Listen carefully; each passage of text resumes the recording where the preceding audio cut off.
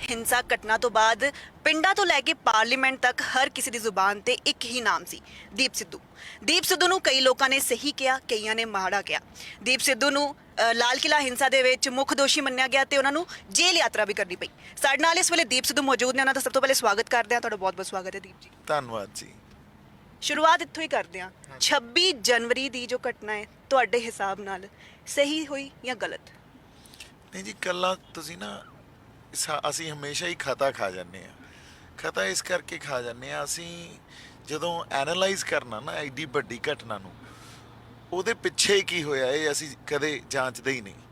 ਉਹਨੂੰ ਪੂਰੀ as a whole ਜੋ ਇਹ ਪ੍ਰੋਟੈਸਟ ਚੱਲਿਆ ਹੈ ਨਾ, ਜਦੋਂ ਅਸੀਂ ਸ਼ੁਰੂ ਕੀਤਾ ਉਹਨੂੰ ਅਸੀਂ ਐਨਾਲਾਈਜ਼ ਹੀ ਨਹੀਂ ਕੀਤਾ ਅੱਜ ਤੱਕ, ਕਿਸੇ ਨੇ ਸਮਝਿਆ ਹੀ ਨਹੀਂ। ਅਸੀਂ ਆਈਸੋਲੇਸ਼ਨ 'ਚ ਇੱਕ ਦਿਨ ਚੱਕ ਕੇ ਉਹਨਾਂ ਨੂੰ ਐਨਾਲਾਈਜ਼ ਕਰਨ ਲੱਗ ਜਾਂਦੇ ਆ ਤੇ ਉਹ ਕਦੇ ਵੀ ਸਹੀ ਨਹੀਂ ਹੁੰਦਾ।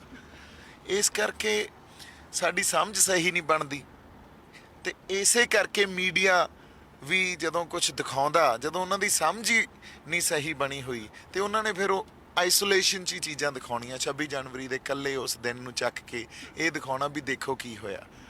ਔਰ ਜੇ ਮੈਂ ਇਹ ਕਹਾਂ ਵੀ ਤੁਸੀਂ ਤਾਂ ਪਤਾ, ਤੁਹਾਨੂੰ ਤਾਂ ਪਤਾ, ਪੰਜਾਬ ਵੀ ਬੈਠੇ ਰਹੇ ਆ, ਪਹਿਲਾਂ ਸ਼ੰਭੂ ਮੋਰਚੇ 'ਚ ਵੀ ਬੈਠੇ ਰਹੇ ਆ ਤੇ ਆਈ ਵਾਜ਼ ਨਾਟ ਅ ਫਲਾਈ ਬਾਏ ਦਾ ਨਾਈਟ, ਹੈ ਨਾ।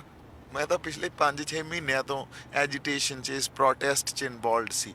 ਪਰ ਇਹਦੀ ਇੱਕ ਨਾ ਬੈਕਗਰਾਊਂਡ ਵੀ ਆ, ਹਰ ਚੀਜ਼ ਦੀ ਬੈਕਗਰਾਊਂਡ ਵੀ ਹੁੰਦੀ ਆ, ਇੱਕ ਪਿੱਛੇ ਕਹਾਣੀ ਹੁੰਦੀ ਆ।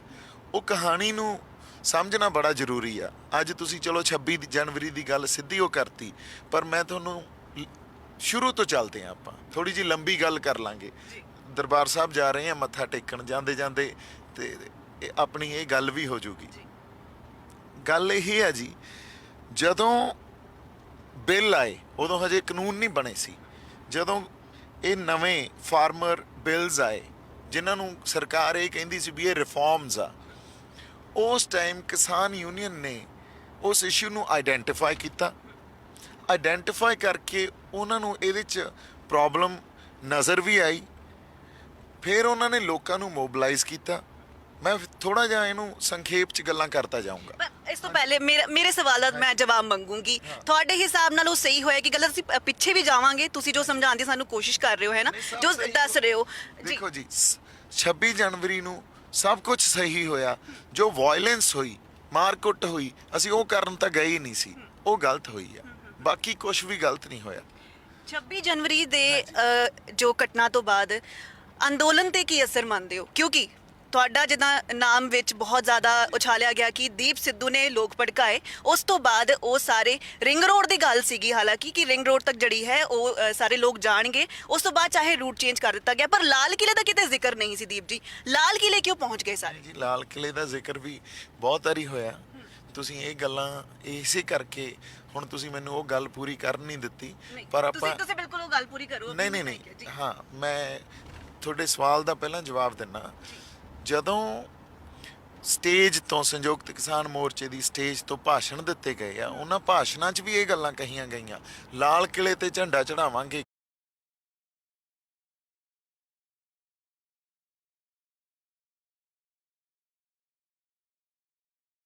ਚੜਾਊਗਾ, ਕਿਸਾਨ ਜਾਣਗੇ। ਫਿਰ ਜਦੋਂ ਕਿਤੇ ਸਰਕਾਰ ਲਈ ਮੀਟਿੰਗ ਲਈ ਜਾਂਦੇ ਸੀ, ਉਦੋਂ ਹੀ 26 ਤਰੀਕ ਨੂੰ ਅਸੀਂ ਲਾਲ ਕਿਲੇ ਤੇ ਜਾਵਾਂਗੇ।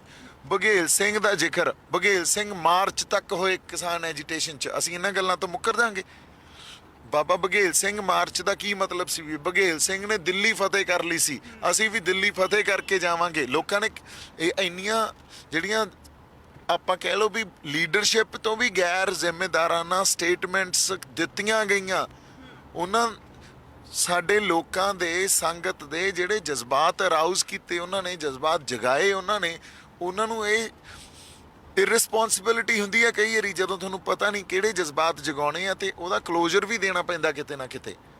ਔਰ ਪੋਪੂਲਰ ਈਡੀਅਮ ਜਾਂ ਪੋਪੂਲਰ ਉਸ ਟਾਈਮ ਜਿਹੜਾ ਸੈਂਟੀਮੈਂਟ ਸੀ ਉਹ ਕੀ ਸੀ? Ring road.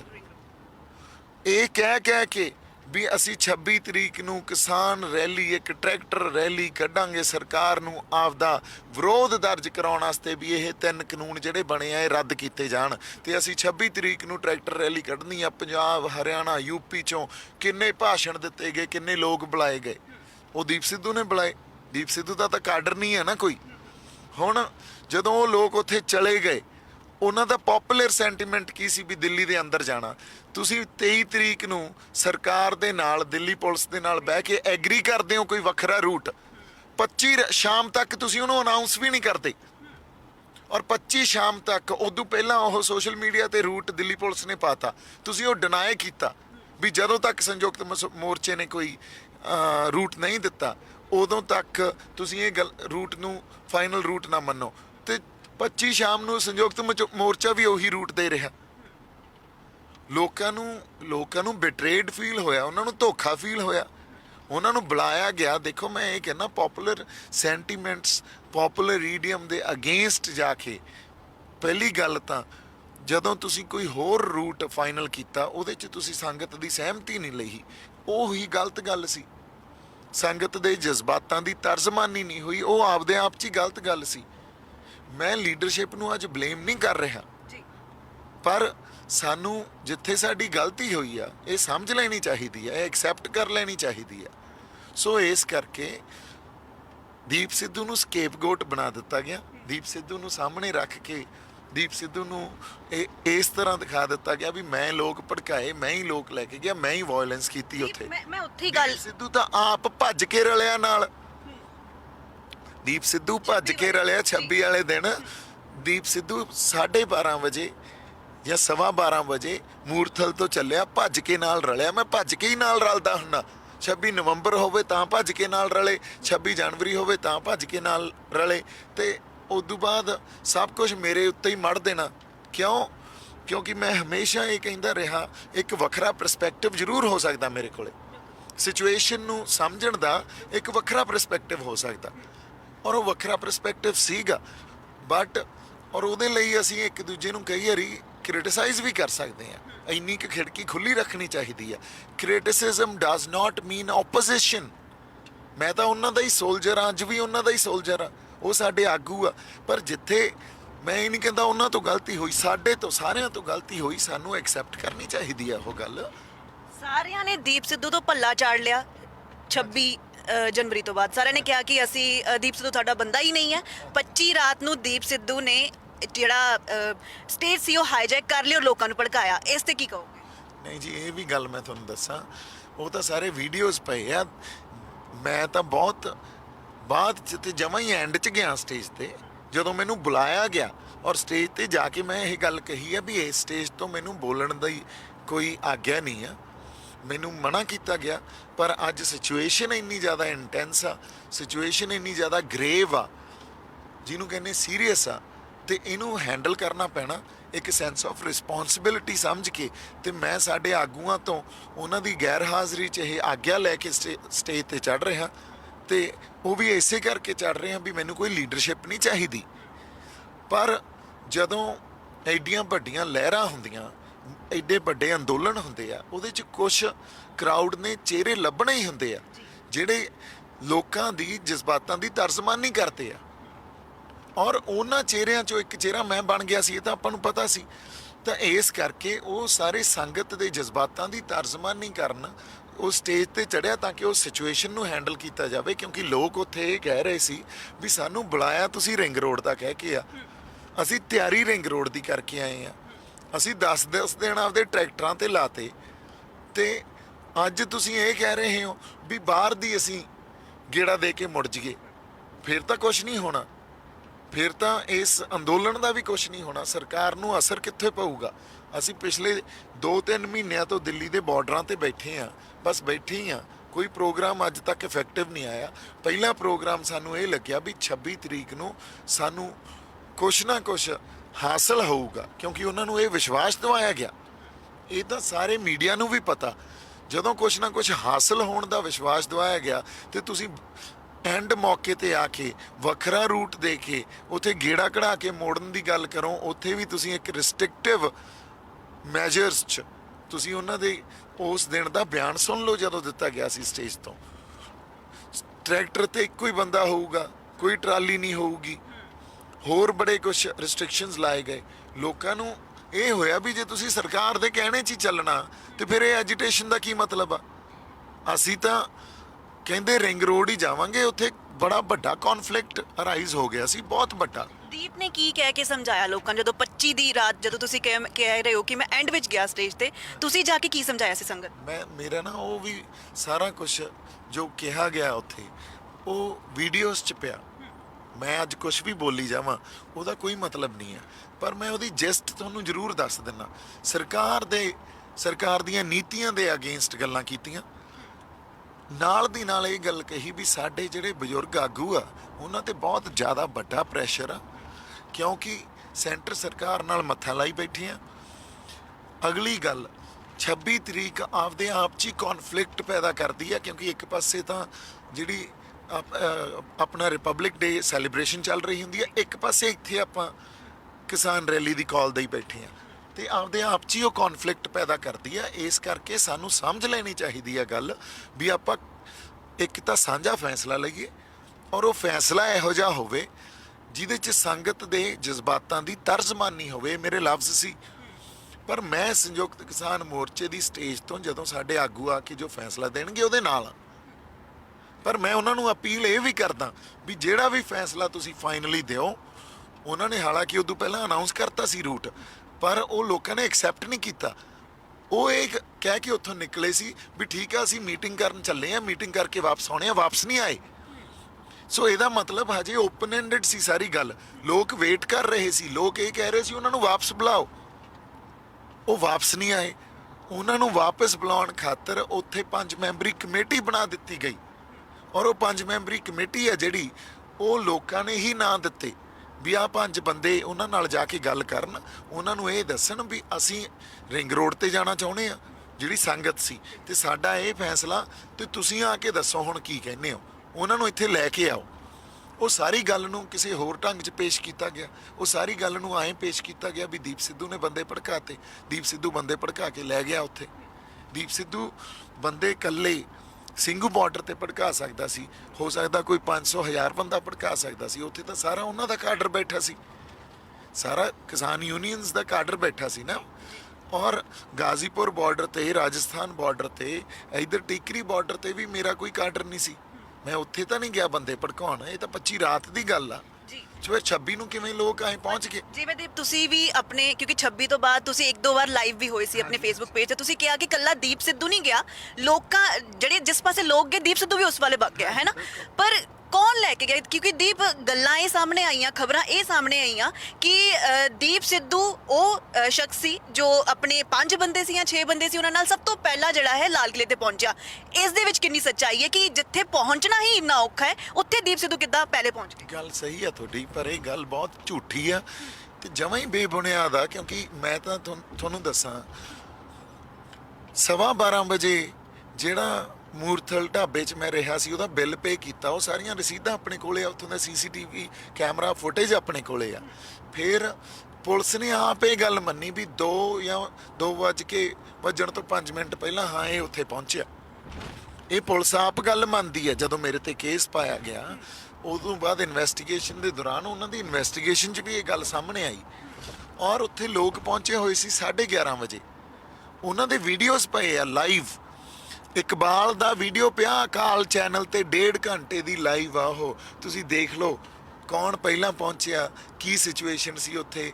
ਉੱਥੇ ਮੈਂ 2 ਵਜੇ ਪਹੁੰਚਿਆ, 2 ਵਜੇ 5 ਮਿੰਟ ਤੇ ਮੇਰੀ ਐਂਟਰੈਂਸ ਆ ਲਾਲ ਕਿਲੇ 'ਚ। ਉਦੋਂ ਪਹਿਲਾਂ ਲੋਕ ਉੱਤੇ ਵੀ ਪਹੁੰਚੇ ਹੋਏ ਸੀ, ਔਰ ਉੱਤੇ ਜਿਹੜਾ ਫਲੈਗ ਪੋਸਟ ਆ ਉਹਦੇ ਤੇ ਚੜ੍ਹਨ ਦੀ ਵੀ ਕੋਸ਼ਿਸ਼ ਕਰ ਰਹੇ ਸੀ। ਦੀਪ ਸਿੱਧੂ ਨੇ ਤਾਂ ਭੱਜ ਕੇ ਜਾ ਕੇ ਉਹਨਾਂ ਨੂੰ ਜੁਆਇਨ ਕੀਤਾ, ਔਰ ਉਹ ਤਾਂ ਜਾਹੋ ਜਲਾਲ ਹੀ ਵੱਖਰਾ ਸੀ। ਬੜਾ ਇੱਕ ਪਾਇਸ ਮੂਮੈਂਟ ਸੀ।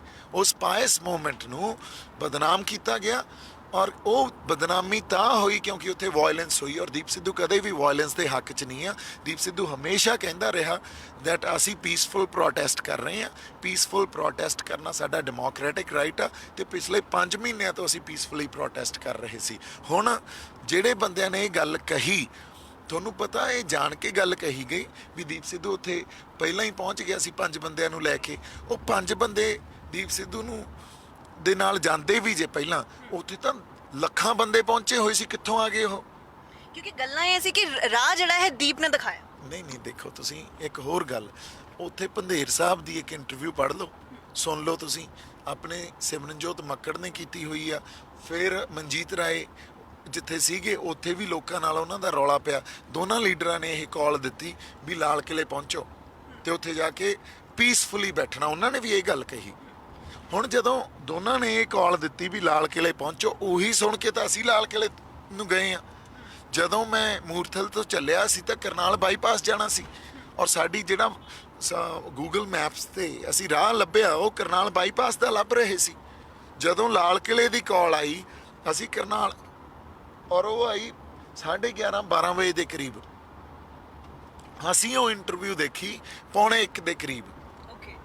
ਉਸ ਨੂੰ ਦੇਖ ਕੇ ਅਸੀਂ ਉਸ ਤੋਂ ਬਾਅਦ ਫਿਰ ਔਨ ਦਾ ਵੇ ਸੀ, ਜਦੋਂ ਉਧਰ ਨੂੰ ਅਸੀਂ ਕਰਨਾਲ ਬਾਈਪਾਸ ਤੋਂ ਲਾਲ ਕਿਲੇ ਵੱਲ ਨੂੰ ਆਪਦੀ ਕਾਰ ਪਾਈ, ਔਰ ਉਹ ਰਾਹ ਲੱਭਿਆ ਅਸੀਂ ਸਹਾਰਨਪੁਰ ਰੋਡ, ਸੋਨੀਪਤ ਤੋਂ ਸਹਾਰਨਪੁਰ ਰੋਡ ਨੂੰ ਗਏ। ਸਹਾਰਨਪੁਰ ਰੋਡ ਤੋਂ ਅਸੀਂ ਗਏ ਬਾਗਪਤ ਰੋਡ ਤੋਂ ਸਹਾਰਨਪੁਰ ਰੋਡ, ਸਹਾਰਨਪੁਰ ਦਿੱਲੀ ਰੋਡ, ਉੱਥੋਂ ਅਸੀਂ ਗਏ ਪਿੱਛੇ ਵਜ਼ੀਰਾਬਾਦ ਤੋਂ ਅਸੀਂ ਜਮਨਾ ਕ੍ਰਾਸ ਕੀਤੀ, ਜਮਨਾ ਕ੍ਰਾਸ ਕਰਕੇ ਦਿੱਲੀ ਐਂਟਰ ਕੀਤੀ, ਦਿੱਲੀ ਐਂਟਰ ਕਰਕੇ ਲਾਲ ਕਿਲੇ ਦੇ ਪਿਛਲੀ ਸਾਈਡ ਨਿਕਲੇ ਅਸੀਂ।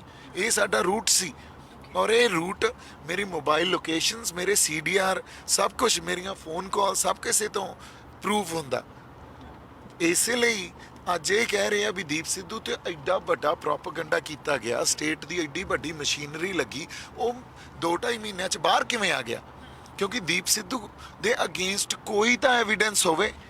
ਜੇ ਜੱਜ, ਹਾਲਾਂਕਿ ਉਹ ਜੱਜ ਆਪ ਮੈਨੂੰ ਇੱਕ ਇਹ ਕਹਿ ਲਓ ਵੀ ਜੁਡੀਸ਼ਰੀ ਨੇ ਫੇਅਰ ਟ੍ਰਾਇਲ ਦਿੱਤਾ ਕੰਪਲੀਟਲੀ, ਪਰ ਜੇ ਉਹ ਰੱਬ ਨਾ ਕਰੇ ਡਿਸਮਿਸ ਵੀ ਕਰਦੇ ਬੇਲ, ਉਹਨਾਂ ਕੋਲੇ ਕੋਈ ਬੇਸਿਸ ਤਾਂ ਹੋਣਾ ਚਾਹੀਦਾ ਸੀ ਡਿਸਮਿਸ ਕਰਨ ਵਾਸਤੇ, ਔਰ ਪੁਲਿਸ ਕੋਲੇ ਕੋਈ ਤਾਂ ਐਵੀਡੈਂਸ ਹੋਣਾ ਚਾਹੀਦਾ ਸੀ।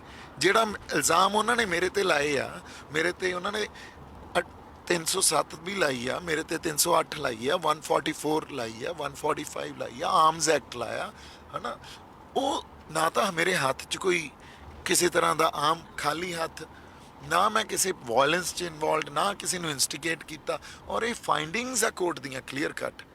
ਸੋ ਬੀਇੰਗ ਅ ਲਾਇਰ, ਜਦੋਂ ਮੈਂ ਇੱਕ ਇੱਕ ਗੱਲ ਨੂੰ ਸਮਝਦਾ ਆਪ, ਤੁਸੀਂ ਇਹ ਦੇਖੋ ਹੁਣ ਮੇਰੇ ਕੋਲੇ, ਆਪਾਂ ਜੇ ਹੁਣ ਲਾਅ ਦੀ ਗੱਲ ਕਰੀਏ, ਤੁਸੀਂ ਦੇਖੋ ਵੀ ਬੇਲ ਐਪਲੀਕੇਸ਼ਨ ਵੀ ਮੈਂ ਡਰਾਫਟ ਕਰਕੇ ਦਿੰਦਾ ਹੁੰਦਾ ਸੀ, ਜਿਹੜੀ ਉਹਨਾਂ ਨੂੰ ਲਿਖਾਉਂਦਾ ਹੁੰਦਾ ਸੀ। ਉੱਥੋਂ ਲੀਗਲ ਕਾਨਫਰੰਸ ਅਲਾਉਡ ਆ ਜੇਲ੍ਹ 'ਚੋਂ 2 ਆਪਦੇ ਵਕੀਲਾਂ ਨਾਲ ਕਰਨੀਆਂ, ਨਹੀਂ ਤਾਂ ਮੁਲਾਕਾਤ ਕਰਦੇ ਹੋ, ਮੁਲਾਕਾਤ ਬੰਦ ਸੀ, ਤਾਂ ਉਹਨਾਂ ਨੇ ਕਾਨਫਰੰਸ ਸਟਾਰਟ ਕਰਤੀ ਸੀ। ਆ ਸਾਰੀ ਬੇਲ ਐਪਲੀਕੇਸ਼ਨ ਦੇਖੋ, ਉਹਨਾਂ ਨੂੰ ਡਰਾਫਟ ਕਰ ਭੇਜੀ, ਉਹਨਾਂ ਨੂੰ ਦੱਸੇ ਪੁਆਇੰਟਸ ਵੀ ਆਹ ਸਾਰੇ ਫੈਕਟਸ ਦੱਸੇ। ਦੀਪ ਸਿੱਧੂ ਨੇ ਆਪ ਮਿਹਨਤ ਕੀਤੀ ਆ, ਦੀਪ ਸਿੱਧੂ ਇੱਕ ਕੁਆਲੀਫਾਈਡ ਲਾਇਰ ਆ, ਯੂ ਅੰਡਰਸਟੈਂਡ। ਸੋ ਪੁਲਿਸ ਨੇ ਰਿਪਲਾਈ ਫਾਈਲ ਕੀਤੀ, ਲੱਕੀਲੀ ਮੇਰੇ ਕੋਲ ਇਹ ਚੀਜ਼ਾਂ ਪਈਆਂ ਤੇ ਆਪਾਂ ਇੰਟਰਵਿਊ ਕਰ ਰਹੇ ਹਾਂ। ਤੁਸੀਂ ਦੇਖੋ ਮੇਰੇ ਪੁਆਇੰਟਸ ਬਣਾਏ ਹੋਏ, ਯੂ نو, ਉਹਨਾਂ ਨੇ ਆ ਸਾਰਾ ਕੁਝ ਮੇਰੇ ਤੇ ਵੀ ਰਾਜ ਕਰੇਗਾ ਖਾਲਸਾ ਕਿਹਾ, ਇਹਨੇ ਝੂਲਦੇ ਨਿਸ਼ਾਨ ਰਹਿਣ, ਆ ਦੇਖੋ ਪੰਥ ਮਹਾਰਾਜ ਦੇ ਕਿਹਾ, ਯੂ نو। ਸੋ ਮੇਰਾ ਪੁਆਇੰਟ ਕੀ ਹੈ, this is what we reside every day, and alone isn't the slogan, kindly see it in totality along with the entire speech, and this particularly also represents the spirit of the protest. So ਆ police ਦੀ reply ਦੇ ਮੈਂ ਉਹਨਾਂ ਨੂੰ points ਲਿਖਾਉਂਦਾ ਹੁੰਦਾ ਸੀ ਆਪਦੇ lawyers ਨੂੰ, ਹਨਾ, ਤੇ ਉਹ ਫਿਰ ਉਹਨਾਂ ਨੇ ਝੂਲਦੇ ਨਿਸ਼ਾਨ ਰਹਿਣ ਪੰਥ ਮਹਾਰਾਜ ਦੇ ਵੀ ਇਹ ਭੜਕਾਊ ਗੱਲਾਂ ਕੀਤੀਆਂ। ਕੋਰਟ ਨੇ ਬਹੁਤ ਫਾਈਂਡਿੰਗਸ ਦਿੱਤੀ ਹੈ ਇਹਦੇ ਤੇ ਵੀ ਇਹ, ਹਾਂ, ਵੀ ਇਹ ਰਿਲੀਜੀਅਸ ਸਲੋਗਨਸ ਆ, ਇਹ ਕਿਸੇ ਭੜਕਾਉਣ ਵਾਲੀ ਉਸ ਭਾਸ਼ਾ ਨਹੀਂ ਆ ਇਹ, ਤੇ ਇਹਨੂੰ ਭੜਕਾਊ ਸਲੋਗਨਸ ਨਹੀਂ ਕਿਹਾ ਜਾ ਸਕਦਾ, ਹਨਾ। ਲਾਅ ਬਹੁਤ ਕਲੀਅਰ ਹੈ ਇਹਨਾਂ ਚੀਜ਼ਾਂ ਤੇ। ਸਾਡੇ ਕੋਲੇ ਆਪਦੀ ਰਿਲੀਜੀਅਸ ਫਰੀडम ਆ, ਸਾਨੂੰ ਸਾਡੀ ਕਨਸਟੀਟਿਊਸ਼ਨ ਦਿੰਦੀ ਹੈ ਰਿਲੀਜੀਅਸ ਫਰੀडम, ਔਰ ਉਹ ਰਿਲੀਜੀਅਸ ਫਰੀडम ਜਾਂ ਆਪਦੇ ਫੇਥ ਨੂੰ ਅਸੀਂ ਐਕਸਰਸਾਈਜ਼ ਕਰ ਸਕਦੇ ਹਾਂ। ਸਾਡਾ ਵੌਇਸ ਆਫ ਡਿਸੈਂਟ ਆ ਜਿਹੜਾ, ਉਹਨੂੰ ਐਂਟੀ ਨੈਸ਼ਨਲ ਸਰਕਾਰਾਂ ਕਹਿੰਦੀਆਂ, ਸਾਡੀ ਕਨਸਟੀਟਿਊਸ਼ਨ ਨਹੀਂ ਕਹਿੰਦੀ। ਜਦੋਂ ਅਸੀਂ ਪ੍ਰੋਟੈਸਟ ਤਾਂ ਵੌਇਸ ਆਫ ਡਿਸੈਂਟ ਹੀ ਆਊਗਾ ਨਾ, ਵੀ ਅਸੀਂ ਸਰਕਾਰ ਦੀਆਂ ਨੀਤੀਆਂ ਨਾਲ ਸਹਿਮਤ ਨਹੀਂ ਆ, ਅਸੀਂ ਉਹਨਾਂ ਦੇ ਖਿਲਾਫ ਬਿਆਨ ਦੇਵਾਂਗੇ, ਤੇ ਇਹੀ ਤਾਂ ਪ੍ਰੋਟੈਸਟ ਹੁੰਦਾ। ਪ੍ਰੋਟੈਸਟ ਇਹ ਥੋੜੀ ਆ ਵੀ ਨਹੀਂ ਸਰਕਾਰ ਬਹੁਤ ਚੰਗਾ ਕੰਮ ਕਰ ਰਹੀ ਹੈ ਤੇ ਅਸੀਂ ਪ੍ਰੋਟੈਸਟ ਕਰ ਰਹੇ ਹਾਂ, ਫਿਰ ਜੇ ਚੰਗਾ ਕੰਮ ਕਰ ਰਹੀ ਹੈ ਤਾਂ ਅਸੀਂ ਪ੍ਰੋਟੈਸਟ ਥੋੜੀ ਕਰਾਂਗੇ। ਸੋ ਅਸੀਂ ਗੱਲਾਂ ਨੂੰ ਸਮਝਦੇ ਨਹੀਂ, ਗੱਲਾਂ ਨੂੰ ਜੇ ਅਸੀਂ ਲਿਟਰਲੀ ਐਨਾਲਾਈਜ਼ ਕਰਾਂਗੇ, ਰੈਸ਼ਨਲੀ ਉਹਨਾਂ ਨੂੰ ਸਮਝਾਂਗੇ, ਤਾਂ ਸਾਡੇ ਕੋਲੇ ਬੜਾ ਕੁਝ ਕਲੀਅਰ ਹੋਊਗਾ, ਸਾਡੇ ਕੋਲੇ ਇੰਟੈਲੈਕਟ ਵੀ ਉੱਚਾ ਹੋਊਗਾ ਸਾਡਾ। We need to start doing that. ਸਾਨੂੰ ਆਪਦੇ ਕਿਰਦਾਰ ਆ ਜਿਹੜੇ ਹੁਣ ਉਹ ਉਸ ਪਾਸੇ, ਸਪੈਸ਼ਲੀ ਮੈਂ ਸਾਡੀ ਯੂਥ ਨੂੰ ਵੀ ਕਹਿਣਾ, ਪਰ ਯੂਥ ਨੇ ਬਹੁਤ ਰਿਸਪੌਂਸਿਬਲ, ਔਰ ਆਈ ਐਮ ਪ੍ਰਾਊਡ ਆਫ ਆ youth, Punjab youth, Aam telling you, ਬੜਾ ਰਿਸਪੌਂਸਿਬਲ ਬਿਹੇਵੀਅਰ ਤੇ ਬੜਾ ਹੀ ਜਿਹੜਾ ਇੱਕ ਹੁੰਦਾ ਨਾ ਵੀ ਇੰਨੇ ਦਿਨਾਂ ਦਾ, ਇੰਨੇ ਸਾਲਾਂ ਦਾ ਤੁਹਾਨੂੰ ਕੋਈ ਕਲੋਜ਼ਰ ਹੀ ਨਹੀਂ ਮਿਲਿਆ, ਤੁਹਾਡੇ ਅੰਦਰ ਗੁੱਸਾ ਪਿਆ ਮਨਾਂ 'ਚ, ਕਿਉਂਕਿ ਤੁਸੀਂ ਇਹ ਦੇਖੋ 84 ਹੋਈ, ਦਰਬਾਰ ਸਾਹਿਬ ਢਾਹ ਦਿੱਤਾ ਗਿਆ, ਉਹਦਾ ਕੋਈ ਕਲੋਜ਼ਰ ਨਹੀਂ। 84 ਆਪਣੇ ਜੈਨੋਸਾਈਡ ਹੋਈ ਦਿੱਲੀ 'ਚ, ਹਨਾ, ਮਾਰੇ ਗਏ ਸਾਰੇ ਬੰਦੇ, ਉਹਦਾ ਕੋਈ ਕਲੋਜ਼ਰ ਨਹੀਂ।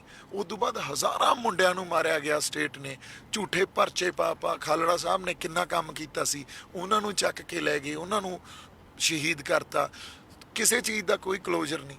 ਜਦੋਂ ਕਿਸੇ ਚੀਜ਼ ਦਾ ਕੋਈ ਕਲੋਜ਼ਰ ਨਾ ਹੋਵੇ, ਤੁਹਾਡੇ ਮਨਾਂ 'ਚ ਗੁੱਸਾ ਪਿਆ ਹੋਵੇ, ਤੇ ਤੁਸੀਂ ਕਿਤੇ ਨਾ ਕਿਤੇ ਆ ਕੇ ਉਹਨੇ ਫਲੇਅਰ ਅਪ ਹੋਣਾ ਹੀ ਹੁੰਦਾ। ਇਸ ਕਰਕੇ ਇਸ ਐਜੀਟੇਸ਼ਨ ਦਾ, ਇਸ ਮੂਵਮੈਂਟ ਦਾ ਜਿਹੜਾ ਦਾਇਰਾ ਵੱਡਾ ਹੋਇਆ ਸੀ ਨਾ, ਉਹ ਇਸ ਕਰਕੇ ਹੋਇਆ ਸੀ ਕਿਉਂਕਿ ਪਿਛਲੇ ਸਾਲਾਂ ਤੋਂ ਜਿਹੜਾ ਗੁੱਸਾ ਮਨਾਂ 'ਚ ਪਿਆ ਸੀ ਲੋਕਾਂ ਦੇ, ਉਹਦਾ ਕਿਤੇ ਕਲੋਜ਼ਰ ਹੀ ਨਹੀਂ ਸੀ। ਪਰ ਦੀਪ ਸਿੱਧੂ ਨੂੰ ਕਿਹਾ ਜਾਂਦਾ ਹੈ ਕਿ ਇਹ ਗਵਰਨਮੈਂਟ ਦਾ ਪਲਾਂਟਡ ਬੰਦਾ ਹੈਗਾ, ਜੋ ਸਾਡੇ ਆਗੂ ਨੇ, ਕਿਸਾਨ ਆਗੂ ਨੇ, ਉਹ ਕਹਿੰਦੇ ਨੇ ਕਿ ਅਸੀਂ ਦੀਪ ਨੂੰ ਬਿਲਕੁਲ ਨਹੀਂ ਕਬੂਲਦੇ ਕਿਉਂਕਿ ਇਹ ਸਾਡਾ ਬੰਦਾ ਹੀ ਨਹੀਂ ਹੈ, ਇੰਨੇ ਮਾਸੂਮ ਲੋਕਾਂ ਨੂੰ ਭੜਕਾਇਆ ਹੈ।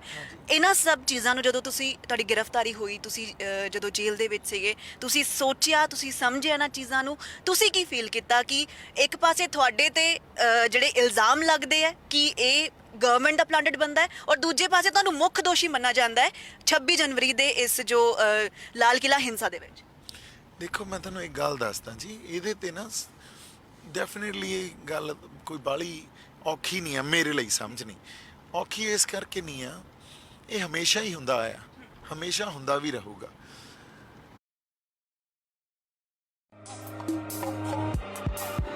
Smith and Jones Ginger Garlic Paste एक ताज़े अदरक लहसुन से maximum flavour. Smith and Jones Ginger Garlic Paste।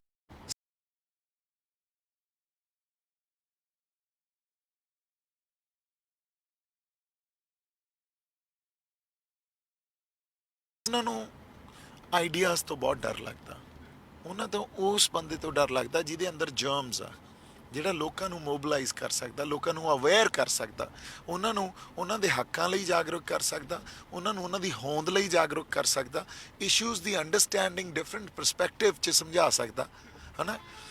ਸੋ ਇਸ ਗੱਲ ਤੋਂ ਸਰਕਾਰ ਬਹੁਤ ਡਰਦੀ ਆ। ਸਰਕਾਰ ਹਥਿਆਰ ਤੋਂ ਨਹੀਂ ਡਰੂਗੀ, ਸਰਕਾਰ ਉਸ ਬੰਦੇ ਤੋਂ ਡਰੂਗੀ ਜਿਹਦੇ ਕੋਲੇ ਪਿੱਛੇ ਬੰਦੇ ਖੜੇ ਆ, ਉਹਦੇ ਕੋਲੇ ਸਟਰੀਟ ਪਾਵਰ ਆ। You understand? ਅੱਜ ਮੈਂ ਸੜਕ ਤੇ ਨਿਕਲਾਂ ਤੇ ਜੇ ਮੇਰੇ ਨਾਲ 1000-2000 ਬੰਦਾ ਹੋ ਜੇ, ਉਹਨਾਂ ਤੋਂ ਬਹੁਤ ਡਰ ਲੱਗੂਗਾ ਉਹਨਾਂ ਨੂੰ। ਸੋ ਉਸ ਬੰਦੇ ਨੂੰ ਬੜੀ ਇੰਪੋਰਟੈਂਸ ਦੇਣਗੇ, ਤੇ ਉਸ ਬੰਦੇ ਨੂੰ ਇੰਪੋਰਟੈਂਸ ਦੇਣਗੇ ਇਸ ਖਾਤਰ ਵੀ ਇਹਨੂੰ ਕਿਤੇ ਫਸਾਓ ਤੇ ਇਹਨੂੰ ਉਸ ਤੋਂ ਬਾਅਦ ਰਗੜਾਂਗੇ। ਸਰਕਾਰ ਨੇ ਤਾਂ ਇਹ ਟੀਚਾ ਸੀ ਉਹਨਾਂ ਦਾ। ਜਿਹੜੇ ਸਾਡੇ ਬੰਦੇ ਆ, ਸਾਡੇ ਬੰਦਿਆਂ 'ਚ ਜਦੋਂ ਤੁਸੀਂ ਮੰਨ ਲਓ ਕੋਈ ਸੰਘਰਸ਼ ਕਰ ਰਹੇ ਹੁੰਦੇ ਹੋ, ਤਾਂ ਉੱਥੇ ਕੁਝ ਬੰਦੇ ਫੇਸਿਸ ਹੁੰਦੇ ਆ ਸੰਘਰਸ਼ ਦੇ, ਉਹਨਾਂ ਫੇਸਿਸ 'ਚ ਵੀ ਇੱਕ ਕੰਪੀਟੀਸ਼ਨ ਚੱਲ ਰਿਹਾ ਹੁੰਦਾ, ਹੈ ਨਾ, ਵੀ ਕਿਹੜਾ ਬੰਦਾ ਜ਼ਿਆਦਾ ਚਮਕੂਗਾ।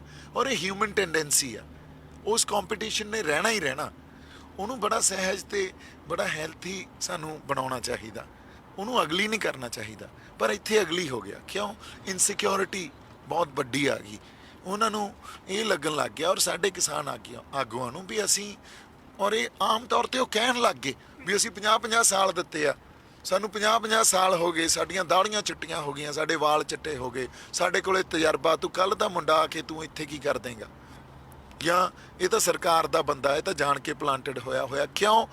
ਕਿਉਂਕਿ ਜਦੋਂ ਮੈਂ ਕਿਸੇ ਉਹਨਾਂ ਦੇ ਇਹੋ ਜਿਹੇ ਐਕਟ ਨੂੰ, ਜਿਵੇਂ ਉਹਨਾਂ ਨੇ ਸਰਕਾਰ ਦੇ ਨਾਲ ਜਾ ਕੇ ਜਦੋਂ ਮੀਟਿੰਗਸ ਕੀਤੀਆਂ, ਮੀਟਿੰਗਸ 'ਚ ਗੱਲਬਾਤ ਬਹੁਤ ਸੋਹਣੀ ਕੀਤੀ, ਔਰ ਮੈਂ ਵਾਰ-ਵਾਰ ਸਰਾਹੀ ਇਹ ਗੱਲ। ਪਰ ਜਦੋਂ ਉਹਨਾਂ ਨਾਲ ਬੈਠ ਕੇ ਖਾਣਾ ਖਾਂਦੇ ਸੀ, ਉਹਨਾਂ ਨਾਲ ਬੈਠ ਕੇ ਪ੍ਰੀਤੀ ਭੋਜ ਕਰਦੇ ਸੀ, ਮੈਂ ਉਹਨਾਂ ਨੂੰ ਇਸ ਗੱਲ ਤੋਂ ਰੋਕਿਆ। ਇਹ ਕ੍ਰਿਟਿਸਿਜ਼ਮ ਹੋਇਆ ਇਨ ਅ ਵੇ। ਉਹ ਕ੍ਰਿਟਿਸਿਜ਼ਮ ਨੂੰ ਇਹ ਸਮਝ ਕੇ ਵੀ ਇਹ ਸਾਡਾ ਵਿਰੋਧੀ ਆ, ਇਹ ਤਾਂ ਸਾਡੀ ਆਪੋਜੀਸ਼ਨ ਆ, ਹਾਲਾਂਕਿ ਇਹ ਸਮਝਣਾ ਨਹੀਂ ਚਾਹੀਦਾ ਸੀ। ਉਹਨਾਂ ਨੇ ਉਹ ਤੋਂ ਬਾਅਦ ਰੈਕਟੀਫਾਈ ਕੀਤੀ, ਉਹਨਾਂ ਨੇ ਕਰੈਕਟ ਕੀਤੀ ਇਹ ਗੱਲ। ਪਰ ਮੈਂ ਇਹੀ ਕਹਿ ਰਿਹਾ ਸੀ ਵੀ ਜਦੋਂ ਤੁਸੀਂ ਡਿਪਲੋਮੈਟਿਕ ਟਾਕਸ ਲਈ ਵੀ ਜਾਂਦੇ ਹੋ ਨਾ, ਉਹ ਵੀ ਇੱਕ ਪ੍ਰੋਟੈਸਟ ਦਾ ਹਿੱਸਾ, ਉਹ ਵੀ ਇਸ ਲੜਾਈ ਦਾ ਇੱਕ ਹਿੱਸਾ, ਹੈ ਨਾ। ਉੱਥੇ ਤੁਸੀਂ ਜੈਸਚਰਸ ਤੁਹਾਡੇ ਕੀ ਹੋਣੇ ਚਾਹੀਦੇ ਆ, ਤੁਹਾਡੀ ਉੱਥੇ ਬਾਡੀ ਲੈਂਗੁਏਜ ਕੀ ਹੋਣੀ ਚਾਹੀਦੀ ਆ, ਤੁਹਾਡੇ ਉੱਥੇ ਭਾਸ਼ਾ ਕੀ ਹੋਣੀ ਚਾਹੀਦੀ ਆ, ਇਹ ਬੜਾ ਇੰਪੋਰਟੈਂਟ ਐਸਪੈਕਟ ਆ। ਔਰ ਇਹ ਮਲਟੀ ਡਾਇਮੈਂਸ਼ਨਲ ਚੀਜ਼ਾਂ ਲੜਾਈ ਦੀਆਂ, ਡਿਪਲੋਮੈਟਿਕ ਟਾਕਸ, ਅਸੀਂ ਉੱਥੇ ਪ੍ਰੋਟੈਸਟ ਤੇ ਬਾਰਡਰਾਂ ਤੇ ਬੈਠੇ ਆ, ਕੋਈ ਪ੍ਰੋਗਰਾਮ ਦਿੰਨੇ ਆ, ਮਲਟੀ ਡਾਇਮੈਂਸ਼ਨਲ ਲੜਾਈ ਹੋ ਰਹੀ ਹੈ ਨਾ, ਤੇ ਤੁਸੀਂ ਉਹਨਾਂ ਨਾਲ, ਇਹ ਤਾਂ ਮਤਲਬ ਹੀ ਨਹੀਂ ਬਣਦਾ ਵੀ ਤੁਸੀਂ ਉਹਨਾਂ ਨਾਲ ਬੈਠ ਕੇ ਉੱਥੇ ਖਾਓ, ਕਿਉਂਕਿ ਉਦੋਂ ਬਾਅਦ ਉਹ ਬਾਡੀ ਲੈਂਗੁਏਜ, ਉਹ ਭਾਸ਼ਾ ਜਾਂ ਉਸ ਤਰ੍ਹਾਂ ਦੇ ਐਕਸਪੈਕਟੇਸ਼ਨਸ ਜਿਹੜਾ ਤੁਹਾਡੇ ਤੋਂ ਸਾਨੂੰ ਉਹ ਨਹੀਂ ਹੋਣੀ। ਸਾਡੇ ਨਾਲ ਪਹਿਲਾਂ ਬਥੇਰਾ ਕੁਝ ਹੋਇਆ ਲੁਕਵੇਂ ਰੂਪ 'ਚ, ਜਿਹੜੇ ਸਾਡੇ ਲੀਡਰ ਸੀ, ਲੀਡਰਸ਼ਿਪ ਨੇ ਹੀ ਸਾਨੂੰ ਧੋਖਾ ਦਿੱਤਾ ਹਮੇਸ਼ਾ। ਉਹ ਲੁਕਵੇਂ ਰੂਪ 'ਚ ਸਰਕਾਰਾਂ ਨਾਲ ਸਮਝੌਤੇ ਕਰਿਆ ਆਉਂਦੇ ਸੀ, ਸਭ ਕੁਝ ਵੇਚੇ ਆਉਂਦੇ ਸੀ, ਹਨਾ। ਗੱਲ ਤਾਂ ਇਹੀ ਕਹੀ ਗਈ ਵੀ ਹੁਣ ਉਹ ਲੁਕਵੇਂ ਰੂਪ 'ਚ ਸਮਝੌਤੇ ਨਾ ਕਰੋ, ਸਭ ਕੁਝ ਜਿਹੜਾ ਹੋਵੇ ਉਹ ਸਾਹਮਣੇ ਹੋਵੇ। ਇਹਦੇ 'ਚ ਤਾਂ ਕੋਈ ਮਾੜੀ ਗੱਲ ਨਹੀਂ ਸੀ, ਪਰ ਜਦੋਂ ਮੇਰੇ ਕ੍ਰਿਟਿਸਿਜ਼ਮ ਨੂੰ ਉਹ ਇਹ ਲੈ ਗਏ ਵੀ ਇਹ ਸਾਡਾ ਵਿਰੋਧੀ ਆ ਤੇ ਇਹ ਸਾਡਾ ਆਪੋਜੀਸ਼ਨ ਆ, ਤਾਂ ਫਿਰ ਮੈਨੂੰ ਸਰਕਾਰ ਦਾ ਬੰਦਾ ਕਹਿਣਾ ਉਹਨਾਂ ਲਈ ਲਾਜ਼ਮੀ ਸੀ। ਤਾਂ ਇਸ ਕਰਕੇ ਸਰਕਾਰ ਨੇ ਤਾਂ ਇਹ ਗੱਲ ਸੋਚੀ ਵੀ ਹੁਣ ਮੌਕਾ ਮਿਲਿਆ, ਇਹਨੂੰ ਆਪਦੇ ਬੰਦਿਆਂ 'ਚ ਅਨਾਥ ਕਰੋ, ਇਹਨੂੰ ਉੱਥੇ ਔਰਫਨ ਬਣਾਓ ਪੰਜਾਬ 'ਚ, ਤਾਂ ਕਿ ਪੰਜਾਬ ਦਾ ਕੋਈ ਬੰਦਾ ਇਹਦੇ ਪਿੱਛੇ ਨਾ ਲੱਗੇ। ਤਾਂ ਸਰਕਾਰ ਦੇ ਆਪਦੇ ਚੈਨਲ ਹੀ ਮੈਨੂੰ ਬੀਜੇਪੀ ਦਾ ਬੰਦਾ ਕਹਿ ਰਹੇ ਆ, ਹਨਾ। ਔਰ ਸਾਡੇ ਬੰਦਿਆਂ ਨੇ ਉਹਦੇ 'ਚ ਹਿੱਸਾ ਪਾਇਆ, ਉਸ ਨੈਰੇਟਿਵ 'ਚ ਸਾਡੇ ਬੰਦੇ ਵੀ ਕਹਿਣ ਲੱਗੇ, ਕਿਉਂਕਿ ਉਹਨਾਂ ਲਈ ਤਾਂ ਪਹਿਲਾਂ ਹੀ ਆਪੋਜੀਸ਼ਨ ਮੰਨੀ ਪਈ ਸੀ, ਮੈਨੂੰ ਵਿਰੋਧੀ ਮੰਨੀ ਪਈ ਸੀ। ਮੈਨੂੰ ਤਾਂ ਇਹ ਕਹਿੰਦੇ ਸੀ ਵੀ ਇਹਨੂੰ ਤਾਂ ਅਸੀਂ ਕਦੇ ਸਟੇਜ ਦੇ ਨੇੜੇ ਤੇੜੇ ਨਹੀਂ ਲੱਗਣ ਦੇਣਾ, ਇਹ ਤਾਂ ਪਹਿਲਾਂ ਤੋਂ ਹੀ ਇੱਕ ਨੈਰੇਟਿਵ ਸੈੱਟ ਕਰੀ ਜਾਂਦੇ ਸੀ। ਸੋ ਇਸ ਕਰਕੇ ਸਾਰੀ ਖਲਕਤ ਹੀ ਦੀਪ ਸਿੱਧੂ ਦੇ ਉਲਟ ਹੋ ਗਈ। ਮੰਨਦੇ ਹੋ 26 ਤੋਂ ਬਾਅਦ ਜੋ ਇਹ ਸਾਡਾ ਚੱਲ ਰਿਹਾ ਪ੍ਰੋਟੈਸਟ ਬਿਲਕੁਲ ਕਮਜ਼ੋਰ ਹੋ ਚੁੱਕਿਆ ਹੈ? ਨਹੀਂ, ਦੇਖੋ ਅੱਜ ਕੱਲ ਵਾਢੀਆਂ ਦਾ ਟਾਈਮ ਆ, ਹਨਾ। ਕਣਕਾਂ ਵੱਢੀਆਂ ਗਈਆਂ, ਉਸ ਤੋਂ ਬਾਅਦ ਮੰਡੀਆਂ 'ਚ ਸਿੱਟਣਾ, ਤੇ ਫਿਰ ਇੱਕ ਮੌਸਮ ਵੀ ਬੜਾ ਪਾਰਟ ਪਲੇ ਕਰਦਾ। ਇਹ ਕਮਜ਼ੋਰ ਨਹੀਂ ਆ, ਇਹਦੇ ਜਿਹੜੇ ਆਪਾਂ ਇਹ ਕਹਿ ਲਈਏ ਵੀ ਬੜੇ ਪੜਾਅ ਹੁੰਦੇ ਆ ਸੰਘਰਸ਼ ਦੇ, ਤੇ ਸੰਘਰਸ਼ ਇਹ ਨਾ ਅਸੀਂ ਸੋਚੀਏ ਵੀ ਸੰਘਰਸ਼ ਬੜੀ ਛੇਤੀ ਇਹਦਾ ਕੋਈ ਨਾ ਕੋਈ ਨਤੀਜਾ ਨਿਕਲ ਸਕਦਾ। ਹੋ ਸਕਦਾ ਲੜਾਈ ਬੜੀਆਂ ਲੰਬੀਆਂ ਲੜਾਈਆਂ ਲੜੀਆਂ ਸੀ ਇਤਿਹਾਸ 'ਚ, ਤੇ ਇਹ ਲੜਾਈ ਵੀ ਉਸ ਲੰਬੀਆਂ ਲੜਾਈਆਂ 'ਚੋਂ ਇੱਕ ਹੋ ਸਕਦੀ ਆ। ਪਰ ਸਾਨੂੰ ਇੱਕ ਚੀਜ਼ ਸਮਝ ਲੈਣੀ ਚਾਹੀਦੀ ਆ ਵੀ ਸਾਡੇ ਲੋਕਾਂ ਦੀ ਅਸੀਂ ਘੱਟ ਤੋਂ ਘੱਟ એનર્ਜੀ ਵੇਸਟ ਕਰਾਈਏ, ਪੈਸਿਵ ਰੈਜ਼ਿਸਟੈਂਸ ਉਹਨਾਂ ਦੀ ਰੱਖੀਏ, ਐਂਡ ਨਾਲ ਦੀ ਨਾਲ ਅਸੀਂ ਆ ਜਿਹੜਾ ਹੁਣ ਡੈਡਲੌਕ ਟੁੱਟ ਹੀ ਨਹੀਂ ਰਿਹਾ, ਇੱਕ ਸਟੇਲਮੇਟ ਹੋਈ ਪਈ ਆ, ਇਹਨੂੰ ਬ੍ਰੇਕ ਕਿਵੇਂ ਕਰਨਾ, ਰਿਜ਼ੋਲਵ ਕਿਵੇਂ ਕਰਨਾ, ਇਹਦੇ ਲਈ ਤਾਂ ਸਾਨੂੰ ਯਤਨ ਕਰਨੇ ਪੈਣਗੇ। ਤੇ ਸਾਡਾ ਅੱਜ ਵੀ ਸੰਘਰਸ਼ ਚੱਲ ਰਿਹਾ, ਉਸੇ ਸੰਘਰਸ਼ ਦੇ ਆਪਾਂ ਪਾਰਟ ਹਾਂ। ਅੱਜ ਵੀ ਉਸੇ ਹੋਂਦ ਦਾ ਮਸਲਾ ਬਣਿਆ ਹੋਇਆ ਸਾਡੇ ਲਈ, ਜਿਸ ਹੋਂਦ ਦੀ ਲੜਾਈ ਨੂੰ ਆਪਾਂ ਵਿੱਢਿਆ ਸੀ, ਸ਼ੁਰੂ ਕੀਤਾ ਸੀ। ਸੋ ਇਸ ਕਰਕੇ ਇਸ ਪੜਾਅ ਨੂੰ ਤੁਸੀਂ ਕਮਜ਼ੋਰੀ ਦਾ ਨਾਂ ਤਾਂ ਨਾ ਦਿਓ, ਮੈਂ ਕਹਿੰਦਾ। ਕਿਉਂ ਬਾਕੀ ਵੱਖਰੀ ਗੱਲ ਇਹ ਆ ਵੀ ਲੋਕ ਆਪਦੇ ਕੰਮਾਂ 'ਚ ਵੀ, ਲੋਕਾਂ ਨੇ ਤਾਂ ਕੰਮ ਵੀ ਕਰਨੇ ਆ ਨਾ। ਕਿਸਾਨਾਂ ਨੇ ਉਹਨਾਂ ਖੇਤਾਂ 'ਚੋਂ ਹੀ ਫਸਲ ਵੱਢਣੀ ਆ, ਮੰਡੀਆਂ 'ਚ ਸਿੱਟਣੀ ਆ, 4 ਪੈਸੇ ਘਰੇ ਆਉਣੇ ਆ, ਉਹਨਾਂ ਨਾਲ ਉਹਨਾਂ ਦਾ ਖਰਚਾ ਚੱਲਣਾ। ਸੋ ਇੱਕ ਮੌਸਮ ਵੀ ਹੁਣ ਗਰਮੀ ਆ ਰਹੀ ਆ, ਤੇ ਜਿੰਨੇ ਇੱਕ ਲੋਕ, ਉਦੋਂ ਸਰਦੀਆਂ ਦਾ ਮੌਸਮ ਸੀ, ਸਰਦੀਆਂ ਫਿਰ ਵੀ ਬੰਦਾ ਸਹਾਰ ਲੈਂਦਾ, ਗਰਮੀ ਸਹਾਰਨੀ ਬਹੁਤ ਔਖੀ ਆ ਜਦੋਂ 45 50 ਡਿਗਰੀ ਟੈਂਪਰੇਚਰ ਆ। ਪਰ ਮੈਂ ਸਿਜਦਾ ਕਰਦਾ ਉਹਨਾਂ ਰੂਹਾਂ ਨੂੰ ਜਿਹੜੀਆਂ ਹਜੇ ਤੱਕ ਉੱਥੇ ਬੈਠੀਆਂ, ਤੇ ਮੈਂ ਵੀ ਜਾਊਂਗਾ ਜੀ। ਪ੍ਰੈਸ਼ਰ ਤੁਹਾਨੂੰ ਲੱਗਦਾ ਹੈ ਕਿ ਜੋ 26 ਤੋਂ ਪਹਿਲੇ ਪ੍ਰੈਸ਼ਰ ਸੀਗਾ ਇੱਕ ਸਰਕਾਰ ਤੇ ਬਣਿਆ ਹੋਇਆ, ਹੁਣ ਉਹ ਪ੍ਰੈਸ਼ਰ ਦੁਬਾਰਾ ਬਣ ਸਕਦਾ ਹੈ? ਇਹ ਵੀ ਗੱਲ ਤੁਹਾਡੀ ਸਹੀ ਆ ਵੀ ਪ੍ਰੈਸ਼ਰ ਉਸ ਵੇਲੇ ਇੱਕ ਸਿਖਰ ਆ ਗਿਆ ਸੀ, ਹਨਾ। ਸੋ ਹੁਣ ਵੀ ਅਸੀਂ ਜੇ ਪੜਾਅ ਥੋੜਾ ਜਿਹਾ ਕਹਿ ਲਓ, ਪ੍ਰੈਸ਼ਰ ਥੋੜਾ ਜਿਹਾ ਘੱਟ ਹੋਇਆ, ਤੇ ਉਹ ਪ੍ਰੈਸ਼ਰ ਨੂੰ ਵੀ ਦੁਬਾਰਾ ਬਿਲਡ ਕੀਤਾ ਜਾ ਸਕਦਾ। ਲੋਕਾਂ ਨੂੰ, ਕਿਸਾਨ ਯੂਨੀਅਨ ਨੂੰ ਕ੍ਰੈਡਿਟ ਜਾਂਦਾ ਇਸ ਗੱਲ ਦਾ, ਮੋਬਿਲਾਈਜ਼ ਕਰਕੇ ਉਹਨਾਂ ਨੂੰ ਉਦੋਂ ਬਾਅਦ ਮੋਰਚਾ ਵਿੱਢ ਕੇ ਫਿਰ ਇੱਕ ਉਹਨਾਂ ਨੇ ਆਪ ਵੀ ਇਵੋਲਵ ਕੀਤਾ, ਸਿਚੁਏਸ਼ਨਸ ਨੂੰ ਹੌਲੀ ਸਮਝੇ, ਤੇ ਅੱਜ ਵੀ ਉਹ ਮੋਰਚਿਆਂ ਤੇ ਐਨ ਜਮਾਂ ਕਾਇਮ ਬੈਠੇ ਆ। ਸੋ ਪ੍ਰੈਸ਼ਰ ਵੀ ਇਹ ਹੁਣ ਵੀ ਕਿਹੜਾ ਪ੍ਰੈਸ਼ਰ ਘੱਟ ਆ, ਇਟਸ ਨਾਟ ਦੈਟ ਪ੍ਰੈਸ਼ਰ ਘੱਟ ਆ, ਪਰ ਜੇ ਤੁਸੀਂ 26 ਨਾਲ ਕੰਪੇਅਰ ਕਰੋਗੇ ਤਾਂ ਡੈਫੀਨੇਟਲੀ ਉਸ ਲੈਵਲ ਤੇ ਜੇ ਆਪਾਂ ਕਹੀਏ ਵੀ ਪ੍ਰੈਸ਼ਰ ਗਵਰਨਮੈਂਟ ਤੇ ਇਸ ਟਾਈਮ ਹੋਵੇ, ਉਹ ਤਾਂ ਨਹੀਂ ਆ।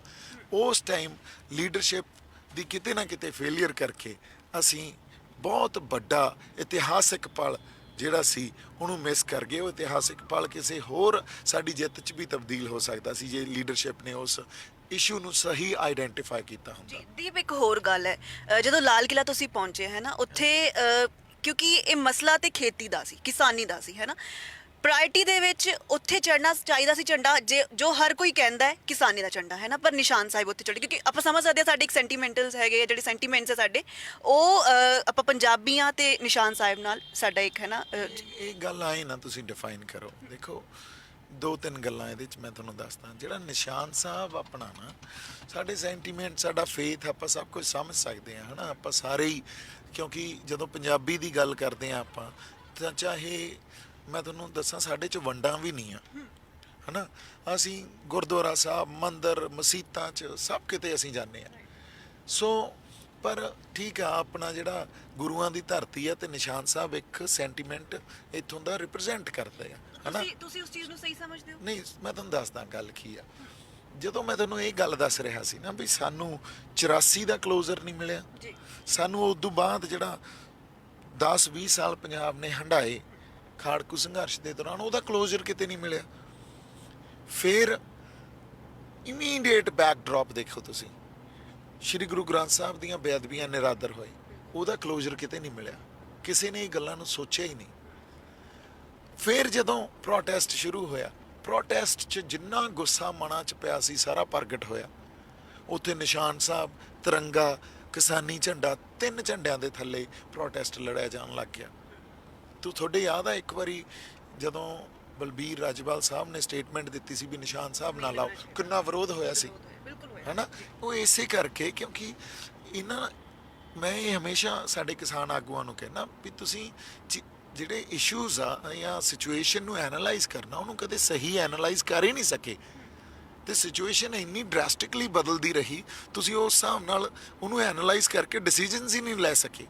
ਇਸ ਕਰਕੇ ਅਸੀਂ ਖਤਾ ਖਾਂਦੇ ਰਹੇ। ਸੋ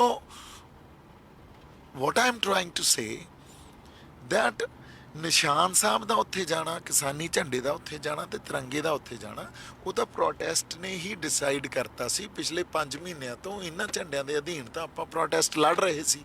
ਤੇ ਸੈਂਟੀਮੈਂਟ ਕਿੱਥੋਂ ਆਇਆ ਸੀ? ਉਹ ਸੈਂਟੀਮੈਂਟ ਸਾਲਾਂ ਬੱਧੀ ਜਿਹੜਾ ਲੋਕਾਂ ਦੇ ਮਨਾਂ 'ਚ ਗੁੱਸਾ ਪਿਆ ਸੀ, ਉਹ ਉੱਥੋਂ ਆਇਆ ਸੀ। ਹੁਣ ਤੁਸੀਂ ਲੋਕਾਂ ਨੂੰ ਇਹ ਕਹੋ ਵੀ ਤੁਹਾਡੇ ਗੁੱਸੇ ਦਾ ਕਿਤੇ ਕਲੋਜ਼ਰ ਨਾ ਮਿਲੇ ਤੁਹਾਨੂੰ, ਉਹਨਾਂ ਨੇ ਉਹ ਸਿੰਬੋਲਿਕਲੀ ਪ੍ਰੋਟੈਸਟ ਕਰਕੇ ਆਏ ਆ। ਉਹਨਾਂ ਨੇ ਨਿਸ਼ਾਨ ਸਾਹਿਬ ਵੀ, ਕਿਸਾਨੀ ਝੰਡਾ ਵੀ ਤੇ ਤਿਰੰਗਾ ਵੀ ਉੱਥੇ ਲੱਗਿਆ। ਤੁਹਾਡੇ ਹਿਸਾਬ ਨਾਲ ਸਹੀ ਸੀ?